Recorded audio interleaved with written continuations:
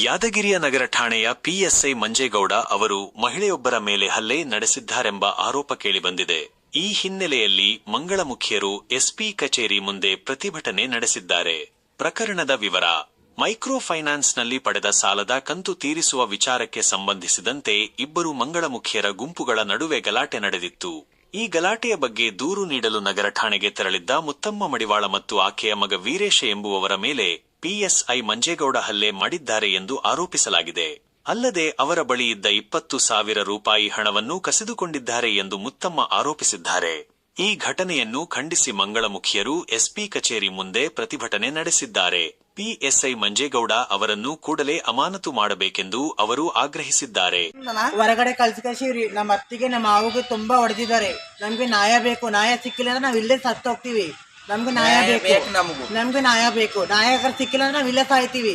ಏನಾರ ಆಯ್ಕೊಂಡು ಸಾಯ್ತೀವಿ ನಾವು. ಫುಲ್ಲ ಕಾರ ತುಂಬಾ ರೈಸ್